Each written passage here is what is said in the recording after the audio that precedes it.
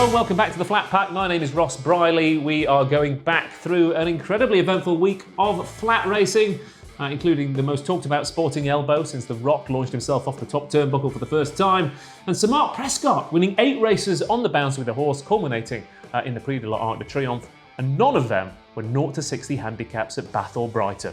Unbelievable stuff, as they say. We'll be going through the rest of Longchamp, Ascot, Redcar and Newmarket, and then we'll be looking ahead to more Newmarket, 7,000 two-year-old races, and the greatest jumps race without any jumps. It is, of course, the Cesarewitch on Saturday afternoon. If you've been watching over the past few weeks, thank you. The comment section has been wonderful. Keep it going. Like, subscribe, buy into the algorithm, and get involved in the most wholesome racing comments chat there is in the entire internet universe. Let's keep it that way. Thank you for being involved in the show. That's what we wanted to do, talk about flat racing throughout the summer and the autumn and get a little community building, and it is working wonders. So thank you to everyone for contributing to that. It's not just me rambling in a basement, of course. I am joined by 2 of the finest minds who happen to live in and around Leeds. It is, of course, Keith Melrose and Matt Gardner in beautifully balanced colours today. We got a lot of compliments about how we all wore primary colours last week. We've got more pastel shades this week. We have, and last week we were sort of let out into the open. We were in the real world then last week, weren't we? We were upstairs. Weird, wasn't it? Yeah, it was. We've gone very autumnal this week. I certainly have. Matt's, it's a lovely tone. Matt, you are making me really want a yoghurt. Strawberry. The strawberry yoghurt, yeah. a munch bunch. Yeah. Miller fruit corner after you've mixed in the Piedmont cherries. Yeah. That's true. That is true. Beautiful, guys. Have we got a sponsor for the show? Is it TK Maxx? No, it's TK Maxx. It's all. I think everything I've got on from M&S actually. Is it? Yeah, I'm a dad. Yeah, that is It's true. very dad chic M&S. And it really is wonderful for you to be working here with your teenage son. Thank God. Absolutely not. We never had this. I've worked with Matt for what, 10 plus years? Yeah. We never thought about any age gaps until you came along. Yeah, Driving a wedge. I am. Between us. Between you two. You've been to Longchamp this weekend. I was at Longchamp both days. It was a fantastic experience. My first time there, first arc, and great to have that sort of winner. And you know what? It was Morris's arc, wasn't it? I thought at the time, but I wasn't watching it on the telly with everybody going mad about Sir Mark. But yeah, it was great to be there for it. And honestly, the rain was heaviest during the arc, so don't feel sorry for me. I didn't get hosed on for 2 days straight. It was actually all right. Did you see the race? Because they went I think it was Hurricane Run's year. I didn't see a single bit of that home straight because everyone. I thought I got the perfect position. This is fantastic. The heavens open. Everyone put up their umbrellas. I didn't see any of the race. No, I was there with some ARC veterans, so we said get a bit in the stand, early doors on the Sunday, and so we just camped out there. We were about 50 yards from the line, 2/3 of the way back, so it was a great place to see it. Nice. And Matt Gardner, you went to Redcar for the 2-year-old trophy. Yeah. No, I spent most of the weekend jealous of Keith being in Longchamp and watching it on the telly. I can't believe your dad went away without you.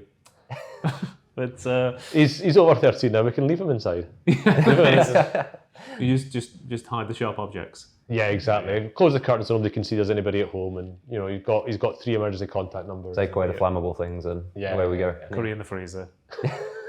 Sort yourself out. But any news from you, Mr. MG? No, just busy all the 2-year-old stuff over the weekend. There's even more this weekend, as you already said. So just head down trying to get through it until the end of the flat season. Really. But it's your first year doing the 2-year-olds to this extent, obviously. Yeah, it is. Yeah. This time of year is your busiest, obviously. Yep. Yeah, it is a bit to get your head around when you're looking at a weekend and there's 17 2-year-old races or whatever it is, and But we'll get there. Do you ever go through a week at the start and count how many races you've got, or do you not do that to yourself? Can't possibly do that to yourself. That'd be so demoralising. You'd just never get through it. Well, speaking of so demoralising that you never get through it, let's try and enjoy the show, shall we? Starting off with one lesson learned. What did you learn from last week's racing, or last week's trip to Paris potentially? I'll start off with Matt. What did you learn? Yeah, so mine was the arc. I spent a lot of time just getting in a muddle with it, to be honest.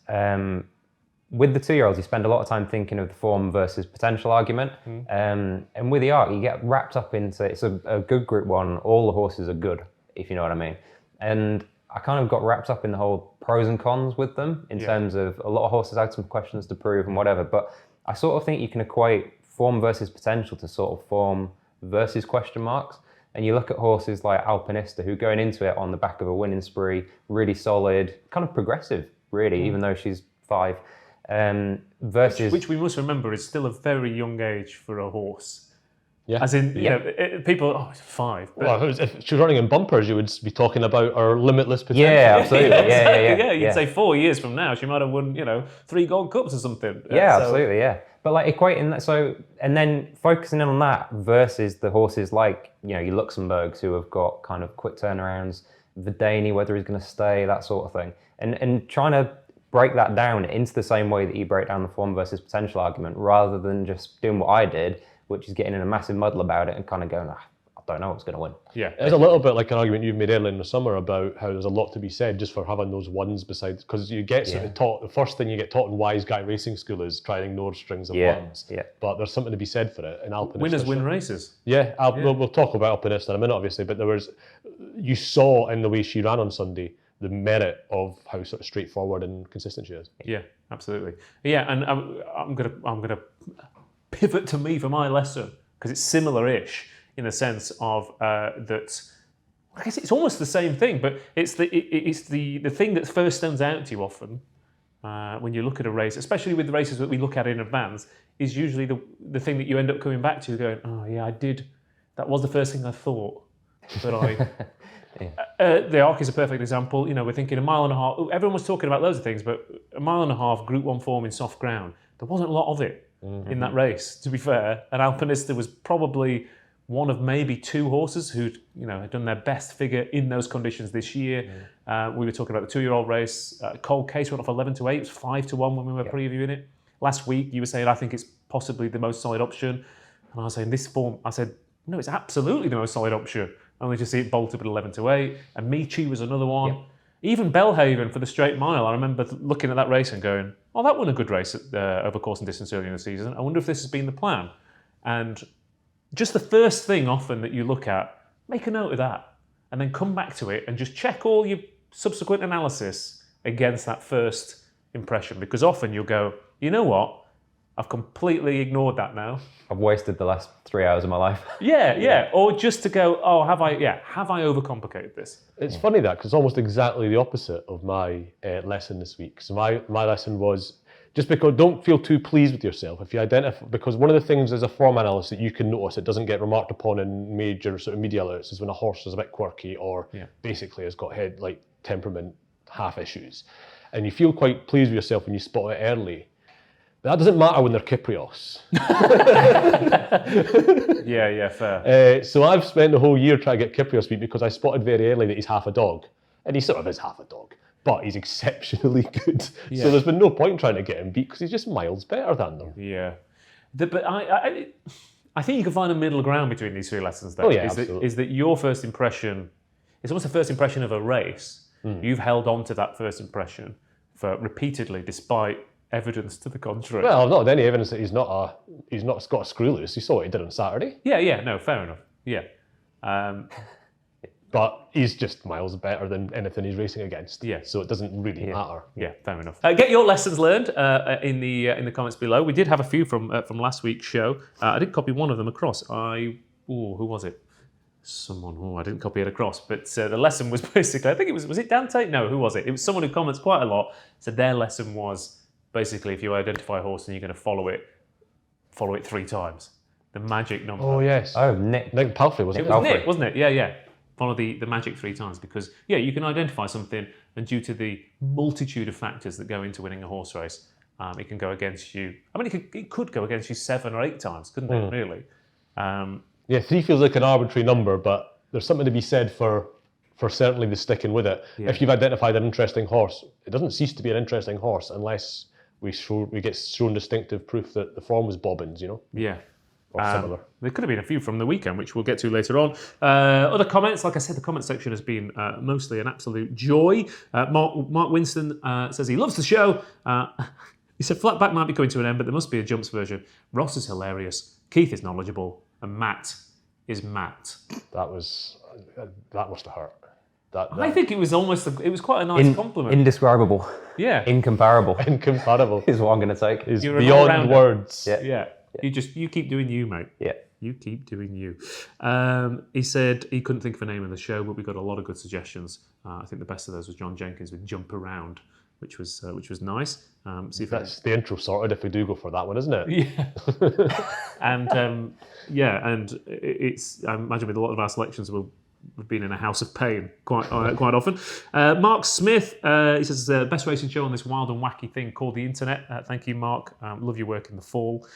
He says he went for Saffron Beach and Alpinista, so very different, contrasting results. And Keith suits yellow, he said last year. Well, my personal stylist did pick it out. Yeah? Who's your personal stylist? Not me. Yeah. Adele K says she was on title holder at Alpinista. Anti-post for the Arcs, a good shout there. Caddy LUFC, of course, nearly with Ainsdale, who should have gone for the Bengoff the way he ran. The way he ran, yeah, but he didn't stay in the Bengoff last year. Yeah, and he wouldn't have beaten Rohan. And the Ascot factor, of course. Oh, yeah. And Jim Frater, flush from his Dermot World Tracker winner. Jim's knocking him in left, right, and centre with that. He went with Verdane each way for the Arc. Oh, well done, Jim. Yeah. And I was on him when only, you see. Well done, Jim. Well, and his karaoke classic was Delaney's Donkeys. Oh yeah, Val Doonican. Yeah, I mean Val Doonican. We talk about you being young, but we're struggling with Val Doonican, aren't we? Yeah, Val even Doonican. us old boys.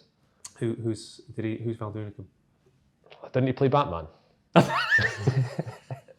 The Prix de l'Arc de Triomphe, as they say, not in France, apparently. No. What was that accent? I don't know. It was almost like the guy out of Hello Hello. Good morning. That's it. That's another cultural, topical, He on-the-button reference. He laughed though. Or were you just making that? Were you just doing that to fit in? No, I'm Okay. Yeah. No, I'm a big. He's got all the box sets, Can do this one. all the VHS box sets of Hello. What a finish! What a race! Alpinista absolutely hacking up under the most un-Luke Morris ride you've ever seen in your life. Confidence personified. The race was over 2 out because you looked and Luke Morris hasn't moved yet. Luke Morris. When was the last time Luke Morris hadn't moved a furlong and a half out? I mean, it's I don't know. It's never happened before. We had the Platinum Queen, of course, winning the Arbine. We had Kinross finally winning a Group 1. Andre Farr popped up with a couple of outsiders. And of course, maybe Alpinista was a popular winner for many, many reasons. But given what happened on Friday, if Luke Morris had mistimed his challenge, Christophe Soumillon would have won the Arc. I mean, I wouldn't have been complaining in a lot of senses because, as we know, I went back to Verdane. But yeah, it was a funny old week for somebody to be Soumillon. He's now got that rare distinction of somebody who's been sacked from the same job twice. Yeah. Which I mean, I think he's always been a little bit like that, hasn't he? In terms of like, you don't get the sense he's one of the lads to the same extent as some people, Yeah. I should say, and obviously that doesn't excuse elbowing another jockey off his horse. But it's, I think the first time he got binned was for comments, wasn't it, rather than actions. I think it's hard to be a live wire maverick in any sport, and then for your live wire maverick tendencies to not occasionally But he also go awry. He also treated us to one of the greatest jockey quotes I can remember when he asked Nick Luck for 20 quid for a taxi when he won the Champion Stakes in Cesarewitch and got a whip ban. Yeah, exactly. And if you're, they're roughly in the same ballpark, aren't they? Those kind of he was, and the thing is, we sat on the show and praised Verdane, Soumillon's riding Verdane to the hilt in the Eclipse. Yeah. Whereas Sunday, Luke Morris gave Alpinista a 10 out of 10 ride. Yeah. Soumillon probably gave Verdane a 7 out of 10 ride. If he gives him a 10 out of 10 ride, it's a very, very close race on Sunday. But it was a great race to watch, and it rewarded repeat viewings for sure. You know, I only saw it once live, but then but that's what the Arc is every year, isn't it? It is you watch it live, and it's impossible. I mean, it's impossible to take it in for most races, but there's something about the Arc. Yeah, definitely. The track, the conditions, normally, double figure fields spreading out into the home straight. There's normally some tactical thing that you think, oh, this is going to make this lively. And this year it was not only title holder going off like a scalded cat, but he had a horse kept up with him. Yeah, I mean, tactically, it was an interesting race because we get used to these well-run races being sort of fair and words like that. Whereas this race, there was a bit of a Division 1. There was sort of the first 4 or 5 broke a little way clear on that fourth straight, and a lot of the others in the ruck kind of got in each other's way a little bit. And like you just mentioned with Verdane, he gave the winner probably 4 or 5 lengths as a head start. Yeah, but it was the move at the start of the straight. He goes, as you see them in the fall straight, you get a really good side-on shot, obviously, at Longchamp, and he was 4 or 5 lengths at least off Alpinista. 100 metres into the straight, he's right on our quarters. That was a massive move, and who's to say he was the best horse there, but I think it certainly cost him more than he was beat. Yeah, I had stamina doubts, but like you say, seeing the race out in the way that he did after he made that move to get into contention, there's no doubt about stamina there. And he's beat, and he split 2 horses who are, proper staying middle distance, soft ground, not sloggers, because that sounds harsh, but... And he was coming back, both he and Torquato Tasso were coming back at Alpinista. Yeah. Now, that was partly because Morris had got it so right. She finished at 97%, I think, on this, because they do the second, you just have to put some numbers in a thing. So she was finished at 97% up the last 3 furlongs. But that's because he kicked just at the right time to give himself enough of a cushion. And Verdane and Torquato Tasso, they never really looked like getting there. For all I shouted myself hoarse trying to get him up in the last 100 yards, he never really was getting there, was he? But it's just, this is the thing, it's fun, this is what makes racing so fascinating. I know all other sports are also fine margins, but again, in a football match, if only that one went in that hit the crossbar and bounced down on the line, but there'll have been 7, 8, 9 other chances that you could have possibly put away as well. You get one chance, it's fine margins. In another universe, Morris goes slightly too soon and gets done on the line. In another universe, Simeon waits longer and then meets something else that's fading back into his lap, that sort of thing. That it could have gone, So the best way to keep it simple is to do exactly what Morris did: stay up the inside, very few horses in your way, and hope your horse can travel to a furlong and a half out in the arc. Morris said a really interesting thing in interviews afterwards. Did you hear it? He said, I must have watched 25 arcs, he says, in the week leading up to this race, and I never saw one horse that was still in the bridle a furlong and a half out. I know. And he was. It was so confusing. I was watching it going, that's Alpinista, that's Luke Morris. Yeah. And my brain could not compute the two things. This must be I'm watching on France Gallo. Maybe this is another race. Maybe I've clicked the wrong replay. But I felt good for Morris as much as I did for Prescott. I mean, know why Prescott got there. He's a raconteur, blah, blah. But Morris he's the guy that's never had the opportunities. Yeah. He's the guy who's never been as fashionable. And do you know what he did? He went to Wolverhampton and rode a double last night. But that's the day after winning the Arc. But I was telling on Sunday, I was there with my dad, and I said to him, when I used to be reporting on the tracks, you would go to Southall in February, and Luke Morris would be within his rights to be acting Bertie Big Conqueror because he was a very senior jockey on the all weather. But he never acted like that. He was always just, he'd never get the sense that he never bigged himself up to that extent. When talking about that race on Sunday being one for the good guys, I'm not talking about the baronet necessarily as entertaining a chap as he is, or the owner breeder that had him.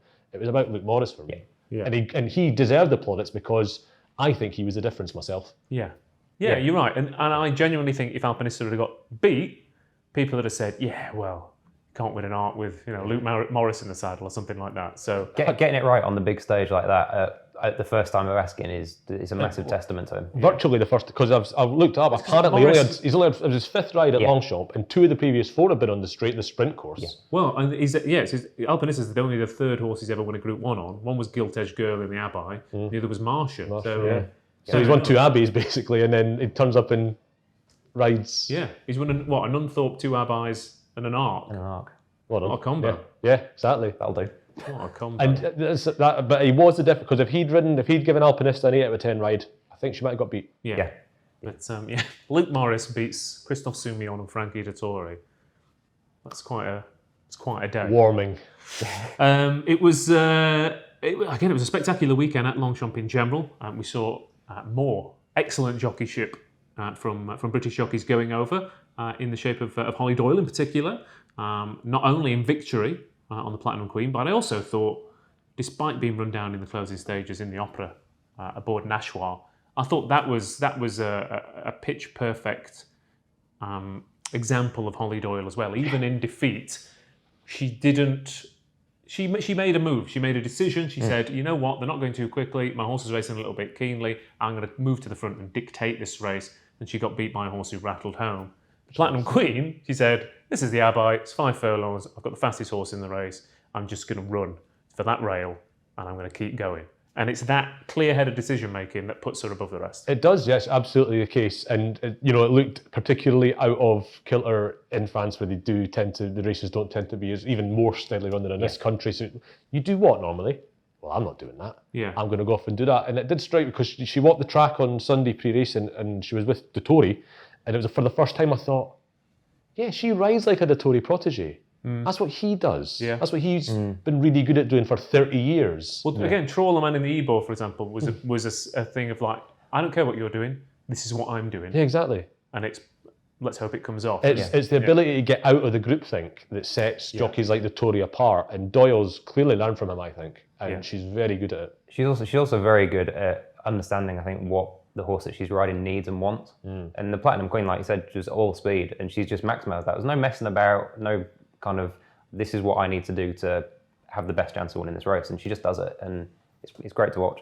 Yeah, she didn't think, but this is a Group 1 in soft ground against older horses, I need to adapt. And I'm on a 2-year-old. Yeah. And all those sorts of things, yeah. It's just when my horse is dead fast. Yeah. I'm just going to go dead fast. Yeah. And then we'll see how it goes. Play to your strengths rather than mitigating for everyone else's weaknesses. It'll be really interesting to see how she goes from here, the Platinum Queen, because obviously she gets loads of weight as a 2-year-old in these races at this time. And obviously she was so precocious she could finish second in an unthought to Highfield Princess. Now, as time goes on, she's clearly got to a level, unless she's Frankel, she's got to a level near her peak at a very early stage. And as those concessions ebb away, she's going to have to get improving. So it'll be interesting to see how she goes next year. But even if she doesn't improve a pound ever again, she's been campaigned perfectly, hasn't she? Yeah, Second in an unthought, won an Abbey. Yeah, the big thing for me is her sort of constitution and temperament to be able to take those races. So after Goodwood, when you see a horse that wins a novice like she did there, all speed, kind of a bit of a live wire, you think, how are they going to maintain racing? Are we going to see her do that again? She's done it in an unthought. She's done it in, she got beat by Trillium, but she went out hard again. And she's done it in an Abbey. For a 2-year-old who kind of looked a little bit on the edge, she's really tough. I mean, if you said at the start of the season, like, for example, I could have almost imagined Dramatized doing that, for example, or something similar to that. But she might come back next year and find that she's up against it, or they might just sell her for a 7-figure sum. I think I'd sell her potentially, but but either way, even if it is as good as it gets for the Platinum Queen, then she's been maximised. Yeah, but there was plenty of other stuff at the weekend which I want to dive into and dissect, especially as there were plenty of 2-year-old races, and we have juvenile handicapper Matt Gardner in here to talk about the likes of Amici bolting up in the sales race again for the second time running. Cold Case winning the 2-year-old trophy. Like a horse considerably better than the rest of the field, which he kind of was on figures anyway. 2 Group 1s, of course, at Longchamp. Really interesting novice events as well. There was loads to talk about, Matt. You got dogs abuse in the comments last week for missing out 3 or 4 2-year-old races. So let's rattle through those and your opinions and eye catches from the juvenile contest. Yeah, pressure's on. Do not forget any. Do not forget any. Yeah. Amici, we both really like, don't we?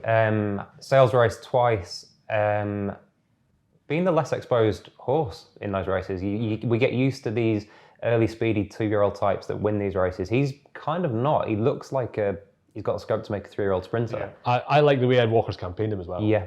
Just that's his mark of a trainer that now is pretty confident in what he's doing. Yeah. To campaign a horse like he's campaigned Amici. Yeah, I agree, and I thought he's not what we've got used to calling a sales horse. He's kind of got a different makeup. Cold Case, best 2-year-old trophy winner since Lamato, 2014. We still remember that, don't we? Lamato won it on. He won it hard held. Yeah. Really impressive. He now sometimes handicapping makes sense, and he now rates as the 3rd best horse in the Gymkhana, and he finished 3rd. If you know what I mean. Right. Because his figure wasn't, Royal Scotsman was in behind there, whereas now he's 109, so he rates ahead of Royal Scotsman and just tallies up nicely. So yeah, he's good. In hindsight, if only we'd known. Good back to him, 20-1. The 2 French 2-year-olds, Belbec and Blue de Chen or whatever she was called. Your job, mate. Yeah, the filly I think looks really good. Probably not a strong race, but she looks decent. It was a decent time. That's what I was going to ask you. Was it a very good horse, or was it a standout performer in an average renewal? Good horse in a weak race. Yeah. Yeah. I'm not sure about Belbeck. I don't think that's a very strong race. Other juvenile contests. Just a quick mention for the race won by Emthjar at Newmarket. I thought that was pretty good. In particular, the 4th military order was sent off 4 to 5 favourite for Appleby, as contractually obliged to do. But he was he's got scope to improve, and basically was rolling around in the dip, thinking, what the hell is going on here? And Lady Mojito at Redcar. I know that rail's a big one, but comes from a lovely family. Not the first far, Barefoot Angel, beaten on debut, shaped quite nicely, showing ability but quirks, and then next time out looked thoroughly professional. I thought she could be interesting for a back end listed race over 6, a Bosra Sham or something like that. Yeah, I think the rail probably helped her, but not to the extent to say that she wasn't still really impressive. You mentioned that Newmarket race is the other Godolphin horse whose name I've forgotten again. Forgotten it again. Imperial Emperor, isn't That was it? Imperial It Emperor, annoys yeah. me because it's tautological. Yeah, proper pedigree, really impressive. Yeah, me too. Really annoyed me as well. What about you, Matt? Yeah, Yeah, definitely. marked him down, knocked £5 off his rating. No, I would never do that. That would be churlish. Yeah. But so I'll remember that. But I'll never forget his name at least. And like the juvenile handicapper. You've done it 3 times already this morning. Well, luckily you're not handicapping him after November, so you'll be all right. True. True. And then we still haven't talked about Newmarket or Ascot for the weekend as well. We'll get to that in a second, so just check in with our producer to see if he's fallen asleep yet. Dan, how long are we on? Okay, Newmarket and Ascot then. A couple of things to talk about. The Sun Chariot, of course, was a 2-horse race, apparently. Not sure where they finished, but it certainly wasn't 1-2, that's for sure. Won by Fontaine, beating Laurel and Grand Dam in what was a classic generation demolition, but it wasn't, by the one everyone thought it might well be, in the shape of Homeless Songs, who bombed out, as did Saffron Beach. A couple of things I want to pick up on. One, you were talking about the rail last week. Yes, we were. Yeah, that Grand Dam was the only horse to race on the rail early doors. Finished maybe outran herself, and the rail did seem. And then Fontaine ended up on the rail and just pretty kept going. quickly. Yeah, very keen going horse. I'm surprised she lasted as well as she did. Yeah, it was fairly remarkable, wasn't it? I didn't look at the in-running prices, but I'd be very surprised if once she was headed by Laurel, if those fingers weren't absolutely smashing the button on the second too. And it About a wasn't. stormer. Yeah, it wasn't even the most remarkable. I think I'd be more taken by what Fontaine did if the second hadn't literally come from novices. Yeah. That was I couldn't. She tanked through that race. Yeah, that was Cruised, pretty monstrous to come out of nowhere. and she's big as well. Yeah, she's the Phillies Baaeed. That's what I'm going with. Phillies Baaeed. I mean, it's a good early call to get in because she is looking like a really good prospect for next year. I had a look into it and I go, well, what you should do with her is try and get in and win an open sex Group 1. Try and win the Lockinge Yeah. next May. Gorson's won it twice. Both those horses ran in the Sandown Mile in that weekend in April before the Whitbread. Okay. So yeah, I would suggest that's whether Gosden would be that ambitious with her and wouldn't just try and win fillies races. Yeah. He loves a fillies race with a filly. Yeah, But he's a very patient. We were saying on the comments, he's a very patient man. He's not going to get overexcited, is he? No, but if you've got a chance, it's a race where you can win an open. I mean, the thing is, breeders don't really put much stock in like open sex stuff as much as we would. Say. Yeah. But We just want the entertainment of we do. We want to see her in the Lockinge next year. So come on, John. yeah. And Thaddy. Yeah, absolutely. Yeah, there you go. And those Judmont Silks again, exciting times. Yeah, Matt Gardner, Shaker Baaeed, also with a big winner. He had a good weekend after I'll say ditching Andrew Etzini. I don't quite know what happened there. Yeah. And Andrew Etzini then had a great weekend as well, which proves sometimes a relationship splitting up can mean that you both go your separate ways and have happier lives. Yeah, you picked out his ride on Escobar, didn't you? Yeah. Ascot, cracking ride. That perfect ride for that horse. Yes. In terms of just what he needed. It probably wants Ascot as well, but Out-Spencered Spencer. Yeah. It was the most Spencer-esque ride I've ever seen anyone else carry off. Yeah. Just didn't cross the line on the bridle, did he? That's peak Spencer, isn't Yeah, it? it's big. Just get up. Yeah. Yeah. But yeah, and over at Ascot, it was pretty. We mentioned earlier in the season here on the Flat Pack about Ascot form. Easy to pick Ascot winners. You just find horses with decent Ascot form who have form just slightly further than their trip running over. They don't have to be absolute 6 furlong specialists running over 5, but they just have to. They've at least have shown that little bit of extra stamina is in, and a 6 furlongs elsewhere is a perfect Ascot stiff 5 prep run, and it worked for every single race. And it worked so well. And the other thing to notice though that doesn't really marry with it, but is going to help is we talk about travelling on the straight course. You need to be a traveller. Yeah. So you need form over further, and you need to be a strong traveller. Yeah. So that's a sort of angle that's going to narrow down your shortlist really quickly, isn't it? Horses that can stay further, but are going to cruise through a race over that bit shorter. I'm going to try it. I think we should do it next year. I think next year every time there's a big Ascot handicap coming up, we go, right, these are the horses that qualify as both strong travellers and with form over further. Ascot form all the better, and see how that system goes. Yeah. This is the sort of thing that a while ago I probably mocked a little bit, but it's just worked all summer. So I kind of have to go, oh, fair enough. You used to always say rule number 1 is there are no rules, but this angle's starting to tempt me a little bit because it works out so well. I mean, I even said, does Rohan win over 7? Yes, he's won over 7. Yeah, Rohan's won over 7. Hamish obviously came from the Kyprios race. Soft Whispers won over a mile. Escobar obviously has been running over miles all summer. Mannequin was beaten on the line in a listed race over 6. Dream Composers won over 6 furlongs as well. It's one of those things that I know. It sounds too simple, but it's not.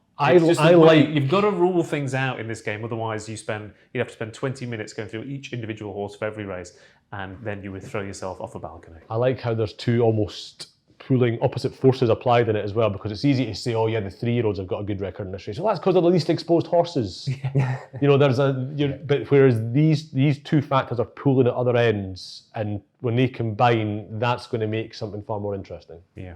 And the race I would follow probably would be the Bengough Stakes, which you mentioned as being a great prep for the Champion Sprints. Not sadly the winners, unfortunately, because Rohan did look quite impressive, didn't he? Yeah. Those in behind though, there were a couple of I thought Perfect News and Eraz. They were preps. Yeah, they were preps for the big day. Well, the Bengough's been used as a proper prep, shall we say, because these horses that have been finishing, 5th and minor honours, they're the ones that have been coming out and running massive races in the Champion Sprint. So I could see it, but you never know. Rohan's got very shrewd connections, doesn't he? I don't like that word actually. Should I say smart connections instead? They maybe saw the merit in picking up the Group 3 as an opportunity, rather than going, why hunt him round and then try and the Champion Sprint's going to have Group 1 horses in it. Yeah. Which, to be fair, having placed in a Group 1, maybe Rohan is, but we'll soon find out. Champions Day a couple of weeks away. That just about wraps up the wrap up from last week. Let's move on to next week, where Matt Gardner has to analyse 6,500 2-year-olds. If you enjoyed that kind of in-depth analysis and detail, then you need the new Racing Post app, which is chock full of exclusive features. Get it now from the App Store. You'll get free daily tips from the biggest names, betting masterclasses from Tom Siegel, Paul Keeley and David Jennings, Q&As from industry insiders, including jockeys, trainers and professional punters. And of course, you've got odds comparisons, results, pedigrees. What more do you want in your pocket? Download the new Racing Post app right now and get involved. This week's hot list then, racers throwing up winners left, right and centre that might well point you towards punting profit this week. Starting off with Crystallium's novice win, the second one, of course, at Newbury. Following up from that Chelmsford victory. Very good speed figure, very good form. 2 horses that have come out of it so far and won. And the winner potentially goes to the Oh-So Sharp Stakes this weekend, so keep an eye out for her. Elsewhere, we also had Kinross, of course, bolting up in Group 1 company at the weekend at Longchamp, and that City of York Stakes is looking very good indeed. Rohan, of course, franked that form at the weekend as well. Art Power and Sacred have come out and won since too, so it could well be that the Challenge Stakes this week at Newmarket, this is the key form line for you. Pogo, Jumbie and Sacred are all entered for that Challenge Stakes. I can feel Keith Melrose getting that Sacred bet ready as we speak. And the other one, of course, is the Flying Childers. Trillium beat the Platinum Queen What a boost that got at the weekend with the seconds win in the Abai. But Funny Money Honey also won a listed race at Dundalk on Friday night, beating Malricia, who came out of that race as well. And Prince of Pillow has followed up in listed company. It looks red hot this year. Crispy Cat and Lady Hamana could be the angles in the Cornwallis this week at Newmarket from the Flying Childers. There you go, 3 hot races. Hopefully we'll get a few winners. Now, it's possible that we could just get Dan Walsh to edit in the intro for the last 2 weeks as we look ahead to Newmarket on a Saturday. As ever, they are pretty much booked up throughout the entire autumn, and we've got the 2-year-olds and hopefully going out with a bit of a bang. Every possible conceivable distance covered, pretty much, at Newmarket over Friday and Saturday for the 2-year-olds, and we'll be interested to see what progresses through to potentially 3-year-old campaigns, or potentially older horses as well, as we will see in a second. A lot of nice horses get beat this weekend, but the fact that they've been sent to these races is often a decent citer that there is genuine ability there. But of course, it will be the Dewhurst and the Fillies Mile taking centre stage, and then of course, as we said, the best jumps race without any jumps, the Cesarewitch, and a bit of action over at York as well. But Keith, if you'd like to leave the room, we'll go through. I'm going to make myself comfortable. Yeah. Do you and Dan want to have a nap? Maybe you could cuddle up together. Well, Dan's had a nap already, so it's my turn now. I'll get on the bed. That's true. Yeah, big spoon, little spoon. You can switch it up depending on the review and the preview. But yeah, it's all about the 2-year-olds. It is. Yeah, I'll come back in when you start talking about the Cez lads. Yeah. Okay, that's fine. Keith Melrose, edited out there. But Matt Gardner, you're terrified. Look at you. Terrified. There's so much to go through this. So much to go through this week. Yeah. Start off with the 2 big ones, the Dewhurst and the Fillies Mile. Yep. Let's kick off with the Dewhurst, because the most interesting horse wasn't even entered until a few days ago. It's your job, Matt. You look Sakia? Oh, was he a late entry? He was supplemented for the Oh, I didn't realise he'd been supplemented. I just saw he was in it. So right, okay, yeah. Keith, you back in? I'd seen that, but no, I can forgive that. Yeah. We don't look before the 5 days, do we? Nothing comes out before the 5 days, apart from a few Cheltenham handicaps. Once they're in, they're in. Yeah. That's when I deal with them. Exactly. Yeah. Ignore the news. Don't bother about the news. It's a very, to be fair, it's a very Yorkshire pragmatic stuff. If you turn up on the day, I'll look him in the eye. Before that, nonsense. Yeah, no, but he's going to set the standard. So he's going to be favourite. Yeah. He's going to usurp all the other. Other entries and go favourite. Probably. If you look at Dewhurst, sort of top endish, 2 down hot Air Force Blue, kind of 125 RPRs, bottom end 118, 119. He's 115 from the Mill Reef, and I think he's got absolutely bundles of ability. He's kind of been doing what he's done so far without. He's not looked unprofessional, but he's looked like he's still kind of learning on the job a little bit. Yeah, he's looked like he's messing about a bit. Raw ability, Yeah. I think, is what, rather than kind of racing professionalism, I think is what's seen him through so far. Like a young Wayne Rooney. Yeah. But he's going to set the standard. A few of the others have been kind of on the go a bit this back end. So you got like the Champagne winner, that Chaldine. Yeah. Nostrum's looked really good, obviously, and it'd be a quickish turnaround for him as well. I've not heard of him before. I thought you'd have mentioned him. I might have forgotten him last week. But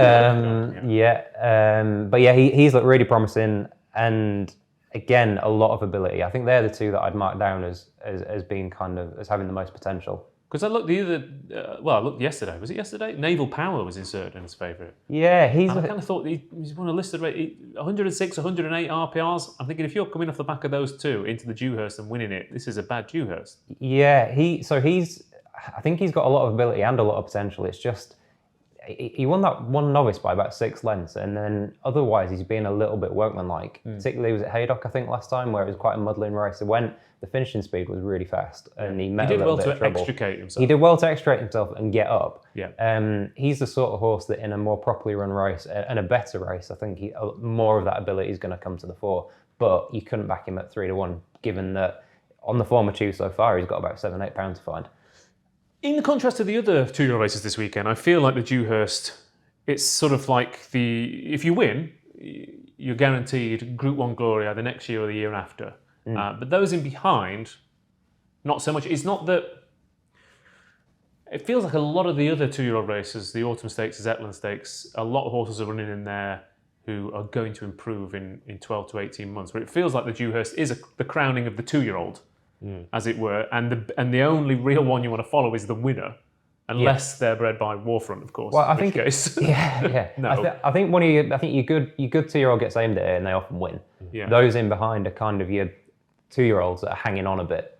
Whereas you've got the mile race, the mile and a quarter race. Yeah. They're more your 3-year-old prospects that are going to thrive next year. So and if you're behind the Dewhurst winner, inevitably you meet the Dewhurst winner next year again, pretty much. Well, is that you either run the winter favourite for the Guineas, you either think I'm going to try and win the Guineas with this thing if you're running the Dewhurst, or you think, well, he's 2 and this is my last chance to get a big Group 1 into him. Yeah, but I think it might be a little different this year. I mean, you don't quite know what's going to run. O'Brien's got a couple that I'm not sure are going to feature, but there are a few in there that have definitely got potential for next year. Particularly, your likes of Nostrum and even Sakir. He's just looked really good, and I can't see him not progressing next year again. How's his Mill Reef in recent history? 115. That's quite high for the Mill. That's quite high for the Mill Reef. Yeah, it'd definitely be top endish. I don't. This is the other thing. When I was looking at the Mill Reef, they just disappear.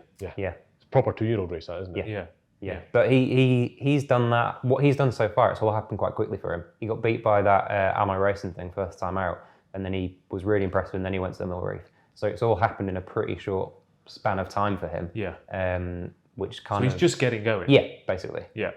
The Fillies Mile could be an absolute blinder.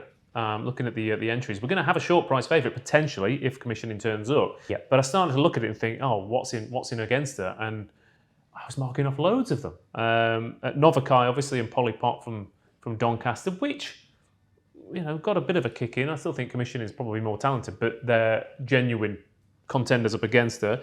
I thought Sparkling Beauty, who won at Goodwood and then got beaten next time out, upped in grade, still has potential. And of course, Bright Diamond, who won first time out, got beat at Goodwood. We said she was the one to take out of that race at Goodwood. So, and they were just the ones that stood out to me on my figures. And commissioning is obviously going to be popular. I kind of hope she gets a proper field to race against, because if she beats what's entered on Saturday as well, then we get really excited. I think the fact that we talked about Gosden a minute ago being quite patient. The fact that he's considering running her in this on the back of that Rockfell quite quickly, it sort of shows what we thought at the time. She didn't really take much out of herself. She got to the front really easily and she just sort of did enough.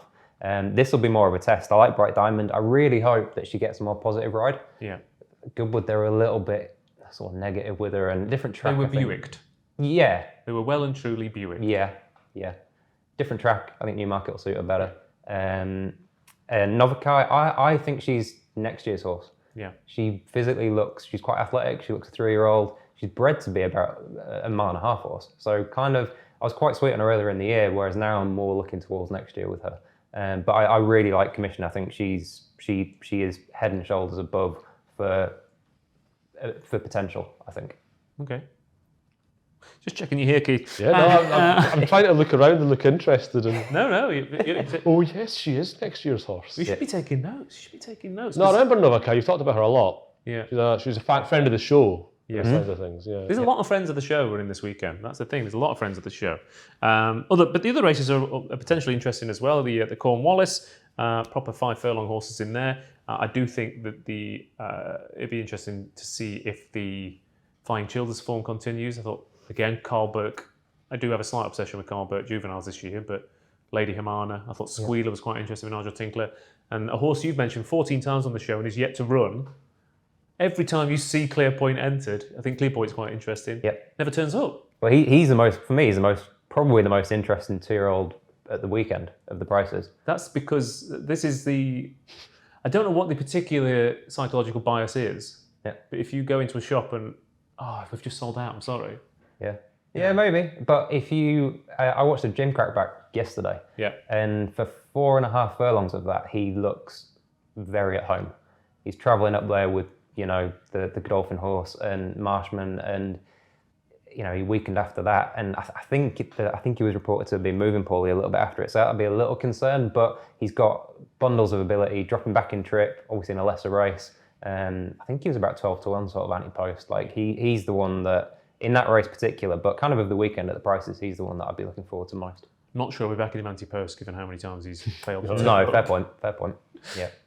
Of the others, the Oso Sharp, interesting horses in there. I thought Ananda, Lose Yourself, Crystallium, really nice horses in there. Yeah. And one of your Youngest as well. Sorry. usually your O'Brien sort of Derby type horses turn up in the autumn stakes. Is there any of them? Yeah, he's got August Rodin entered in the Dewhurst, who sort of doesn't look a very Dewhursty horse. He looks more like a mile and a quarter horse. Epictetus, Yes. old friend of the show from a long way back. Yeah, hasn't run He's since, entered. does he? Yeah. Yeah. That form, it's been a bit of a mixed bag. It threw up to start with, it looked really good, and it threw up a lot of winners to start with, and then they've just sort of not quite progressed, and obviously he's gone missing since, but being Gosden, that's kind of fine. Yeah. You know? Gosden and Strawbridge, it's sure, why not? Yeah, yeah. But running to 100 first time out for a 2-year-old is massive. That's a sign of big ability. So yeah, again, looking forward to him. It must be about 5 or 6 a year you get, isn't it, at most? There'd been 6 so far this year. Yeah. Although I would say, you say about the O'Brien, it's been a bit of a Godolphin benefit, the autumn stakes. Oh yes, because they've got the same sort of horses really a lot of the time. Yeah, of course, Caribus. Caribus won it last yeah. year. He was there, didn't he? Sorry, Espionage, just remembered an O'Brien one. That's what we mentioned him last week, I think. Really impressive on his debut, and again, another really good, probably his best middle distance prospect of the 2-year-olds, I'd say, so far. Espionage. They're the sort of horses I would look for in an autumn stake. Yeah. But obviously, I'm not watching the 2-year-olds anywhere as much as you, but yeah, that's what I'm looking out for. So I'll watch him. Fair enough. Thank you, Keith. And Coming right at the end and take all the credit. no, it's lovely. A little cherry on top there, on top of the yogurt, and the Zetland Stakes as well, which the winners are sometimes quite good. Lone Eagle won it in 2020, beat Mystery Angel in that race. Kyprios has beaten in that race. DXB, Subjectivist, Defoe have all been battered out of sight in the Zetland Stakes. This is the race that throws up future Group 1 winners who are just too backward to do themselves justice, but have clearly shown enough at home to have a little crack just in case. We know this is a good horse. Oh, I need to run him in a group race this year, or a listed race this year. Yeah, exactly. It's that sort of horse. Get a sighter. It's probably going to be Flying Honours, isn't it, for Godolphin, I think, who ran in that mess of a Royal Lodge. Couple kind of with a bit to find. There's Jane Chapel High and that Blanchland, who was really impressive up at Newcastle, and Balding's got one called Galactic Jack, really good pedigree. Again, this is the sort of race that they'll kind of look towards a little bit with him. Proper middle distance prospect for next year. Just looks like the sort of horse that getting him in a proper race, there'll be a lot more to come. Out of all these 2-year-olds, what are you most excited about this weekend? Oh, Clear Point. There you go. Copy and paste. Copy and paste every time. That's 8 minutes out of this section. Well done. Yep. Yeah, just literally just transition from that bit to that bit. Yeah, cool. I was quite looking forward to Ananda in the Oso Sharp, and I think it might be a bit of a, might be going down the Gosden route this weekend. Could be a commissioning. I mean, commissioning Ananda, Epictetus, if they all won, I wouldn't be hugely surprised. We've also got Flat's biggest jump race, the Cesarewitch, where Adagio has been backed off the boards, and he'll be hoping for a slow pace. Yeah, he's that joke already. It's disgraceful himself, if anything. But he'll find not running against Honeysuckle a lot easier. But you had a question, Keith Melrose. I did. You said it was the best jump race on the flat. If you could insert obstacles into one flat race, what would it be? Mine, Chester Cup. Chester Cup? Love to Chester see that. Cup. That would be excellent. That would be brilliant. Laytown. But the obstacles must be sandcastles. Sandcastles. Yeah. They must. They should build.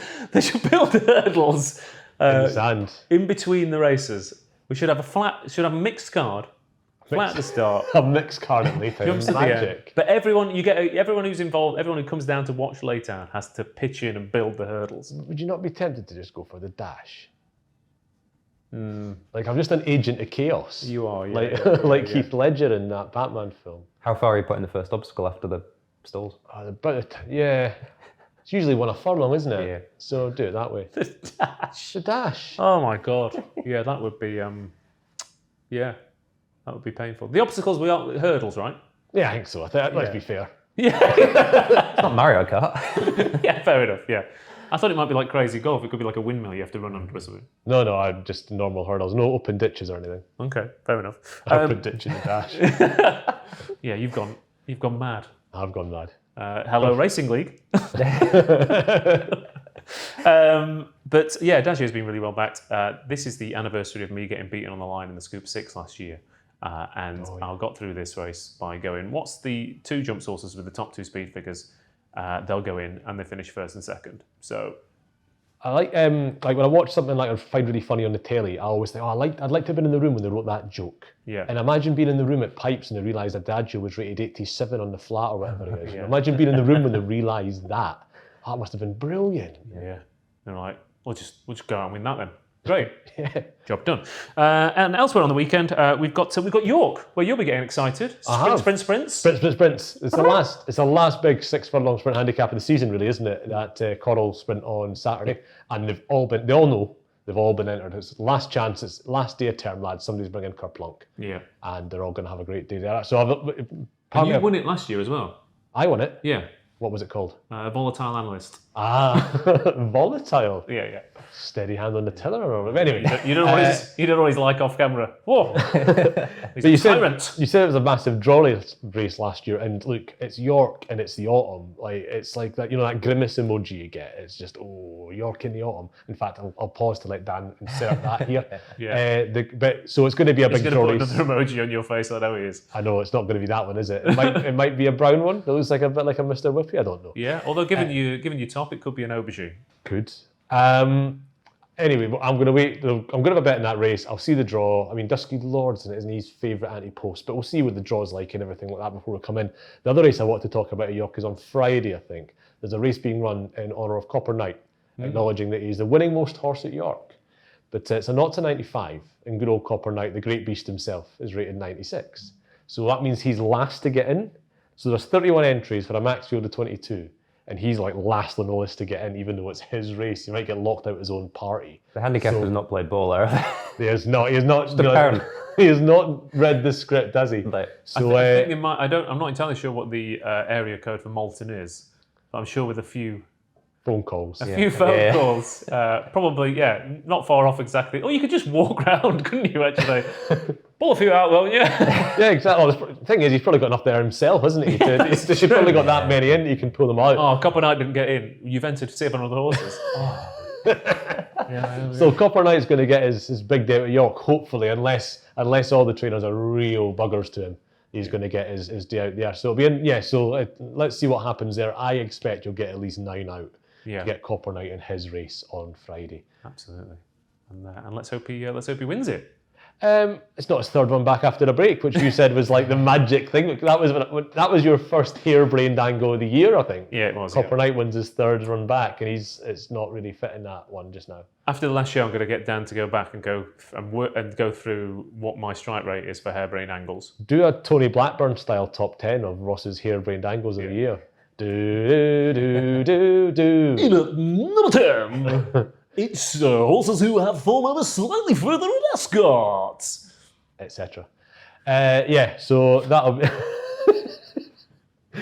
And there was one bit of AOB that I want to mention. AOB. Aidan O'Brien, yeah. We've got to watch, haven't we? Yeah. In any other bit of racing term, I can say AOB and everybody will know what I mean, but in racing there's we've got a race at Chelmsford on Saturday nights. Just the one? Well, there's a few, but there's 1 over 6. It's an 0 to 85, so that's obviously the race I know about. And we're just going to stop here because I remember everything about the horse except its name. It's a horse it's David O'Mara's got it first time from Michael O'Callaghan. Belforche, that's right. She's only run 3 times, and on the second time she beat New York City in a maiden at the Curragh this time last year. Now running for David O'Mara for the first time, got a mark of 78. From Michael O'Callaghan, who, interesting, is a horse that the horse watchers like to get horses off O'Callaghan, and they've got Aphelios in the race. But they haven't bought him. They own a switch. No, it's the same owner. He's switched it across. But the horse is in the horses and training sales later this month, so usually it's an early closer for that. I think they do close. It might be. I just assumed he just did the drop-down menu and went O'Callaghan, O'Mara, next one down. Move it over. But that'll be a really interesting, because that obviously in the form of winning back-end Curragh Maidens and beating horses that have subsequently gone on to be like listed class. You're looking at a horse there that could potentially be extremely well enough 78. And poor old Aphelios, who keeps running into these, without doing anything, keeps finishing second without doing anything wrong. And normally a horse finishes second 4 times in a row, you start thinking, all right, But this horse, he's running Lucky Man, he's running Lethal Nymph, he's running all those sorts of horses. It's going to be that Spider-Man meme, isn't it? Where but I'm the well-handicapped one. Exactly, and every time memes, we get him laughing at memes, there we go. I like those. Yeah. But yes, so we'll have Belfield Shares the one to watch out for, and poor old Aphelios. Yeah, there we go. And if Belfort Shea doesn't have the speed for 6, drop down menu, John Joe O'Neill, straight over. Just keep going. Okay, there we go. Anything else, Matt, before we wrap up this 7-hour show? Old Rowley Cup, just quickly, always a really strong race at Newmarket. Post-impressionist in there for Haggis, who he wasn't as short early doors as I thought he'd be, giving it to Haggis horse. Go back and watch his Haydock race, he gets mullered about 15 times up the straight. This is really going to suit him, but fundamentally it's always a really strong race, form-wise moving forward. Loads of progressive. Siskany won it last year? Yeah. Candleford was in there? Yeah, those kind of slower developing types that are still well handicapped, so always a good form line. Next year's Duke of Edinburgh sort of stuff. Yeah, absolutely. It's that sort of carry on. It's one of my favourite races to get stuck into, but it's impossible right now because you go, oh, and then you're not even in double figure odds, and you've already marked off 5. Yeah, and it'll be the same on Thursday, to be honest, once you see the decks. Often races like that there's still 6 or 7, you think, that's interesting. But definitely a race to watch. And in honour of the man it's named after, Simon Rowlands, get your stopwatches out and do some sectionals. Get your stopwatch out. The Old Rowley Cup for young Matt Gardner. Catching the eye there. That just about wraps up the show. Please, if you've got this far, subscribe, comment, get involved in that comment section. Like I said, it's been there's debates and all sorts of chat, and everyone seems to be in pretty good spirits. Tell us your favourite race on the flat you'd like to see obstacles in. Absolutely, I think people will definitely get some interesting answers for that. We will definitely get some interesting answers for that. I'm looking forward to that. I've just realised the downside of doing it at Laytown is you could just gallop through them. But anyway, we'll be back next week where Matt Gardner will be analysing 5,000 two-year-old racers. No rest for the wicked. Look at him. Devastated at having to do his job.